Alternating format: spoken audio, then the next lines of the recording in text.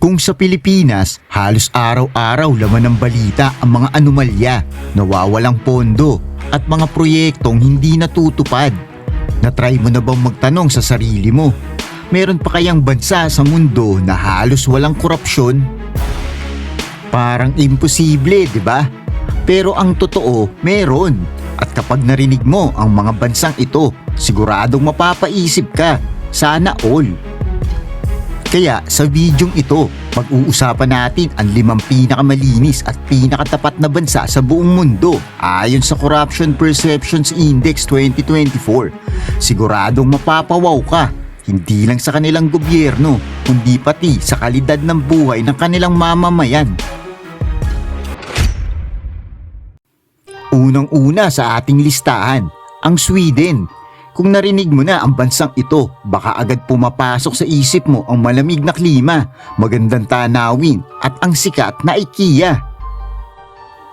Pero higit pa sa mga ito, kilala ang Sweden bilang isa sa mga bansang may pinakamataas na antas ng transparency sa gobyerno. Alam mo ba na may batas sila na tinatawag na Freedom of the Press Act na nagsimula pa noong 1766? Oo, higit 200 taon na silang sanay sa bukas at malayang pamamahayag. At kung may reklamo ka laban sa opisyal, hindi mo kailangang matakot. Meron silang ombudsman system, isang independent agency na pwedeng lapitan ng kahit sinong mamamayan para ireklamo ang mga politiko o kawani ng gobyerno.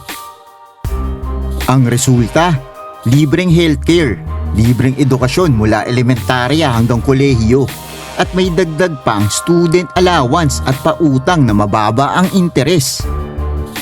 Hindi lang iyan, pangalawa rin ang Sweden sa Global Innovation Index 2024 sa 133 na bansa. Sa madaling salita, malinis na gobyerno plus edukadong mamamayan equals maunlad na ekonomiya. At ayon sa Corruption Perception Index 2024, may score silang 80 out of 100. Ang taas kumpara sa 180 countries na kasama sa ranking. Ngayon, punta naman tayo sa kapitbahay ng Sweden, ang Norway. Kung ang Sweden ay kilala sa IKEA, ang Norway naman ay kilala sa napakagandang fjord, malamig na klima, at syempre ang Aurora Borealis. Pero ang mas kamangha-mangha, kahit napakayaman nila sa langis at natural gas, hindi sila nagpabaya sa tukso ng korupsyon. Noong 1960s nang madiskubre ang langis sa North Sea, gumawa sila ng paraan para mapakinabangan ito ng lahat. Itinatag nila ang Government Pension Fund Global, isang investment fund ang kita mula sa langis ay iniipon at ini-invest para sa future generations. Sa madaling salita, hindi ginastos ng gobyerno ang pera para lang sa pansariling interes, imbis inilaan nila ito para sa kinabukasan ng kanilang mga mamamayan. Kaya kahit ngayon, abot kaya pa rin ang presyo ng bilihin at dahil transparent ang kanilang pamahalaan, nagtitiwala ang mga mamamayan sa gobyerno.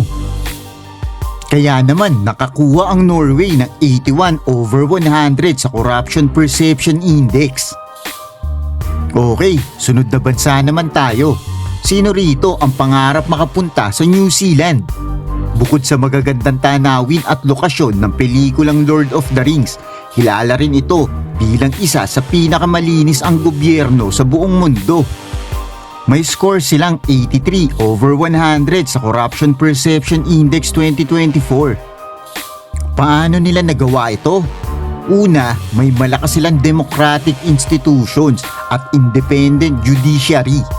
Meron din silang Official Information Act. Ibig sabihin, may karapatan ang publiko na makita ang mga dokumento ng gobyerno, walang tinatago.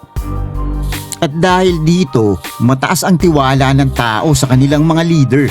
Dagdag pa, meron silang libreng healthcare, libreng edukasyon hanggang high school, at subsidized tertiary education.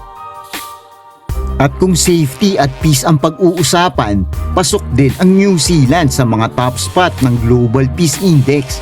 Kaya hindi nakapagtataka kung bakit maraming tao ang gustong doon tumira. Para sa number 2 naman, ang Finland. Kung pag-uusapan ay edukasyon, sila ay may isa sa pinakamahusay na sistema sa buong mundo. Bakit? Kasi kahit 5 hanggang 6 na oras lang ang pasok ng estudyante sa isang araw, nakafocus sila sa creativity at critical thinking, hindi lang sa memorization. At syempre, libre rin ang healthcare at edukasyon mula primarya hanggang kolehiyo. Pero higit sa lahat, napakababa ng korupsyon dito. May score silang 84 over 100 sa Corruption Perception Index 2024. Bukod pa roon, kilala rin ang Finland bilang isa sa pinakamasayang bansa sa mundo batay sa World Happiness Report. Sino ba naman ang hindi sasaya kung may tapat na gobyerno, balanseng pamumuhay at pantay-pantay ang oportunidad para sa lahat? At ngayon, ang nangunguna sa ating listahan, ang Denmark. May score silang 90 over 100 sa Corruption Perception Index 2024, pinakamataas sa buong mundo. Bakit napakalinis ng gobyerno nila? Una, meron silang mahigpit na anti-corruption laws. Kabilang na ang Danish Penal Code na may bigat na parusa sa bribery at ang Whistleblower Protection Act para protektahan ang mga taong nagsusumbong ng katiwalian. Pangalawa, bukas ang gobyerno nila sa lahat ng impormasyon. Kung gusto mong makita kung paano ginastos ang buwis, pwede mong i-access iyon. Wala silang tinatago. At syempre, may malakas silang welfare system. Libre ang healthcare, edukasyon, pati suporta sa mga nawalan ng trabaho at mga magulang na may bagong silang na anak. Dagdag pa, nangunguna rin ang Denmark sa renewable energy at kilala bilang global leader sa wind power. Kaya hindi lang sila malinis sa gobyerno, kundi malinis din sa kalikasan. Sa madaling salita, ang Denmark ay modelo ng isang bansang tapat ang gobyerno, progresibo ang ekonomiya, at masaya ang mamamayan. So ayan mga kaibigan, ang top 5 na bansang halos walang korupsyon sa buong mundo: Sweden, Norway, New Zealand, Finland, Denmark. Kung bibigyan ka ng pagkakataon, saan mo gustong tumira at bakit? Sana isang araw maabot din natin ang ganitong antas ng pamamahala dito sa Pilipinas. Pero habang wala pa, matuto tayo sa mga halimbawa nila. Muli, this is Kinuwento TV. Maraming salamat sa panonood at see you on the next video. Peace out!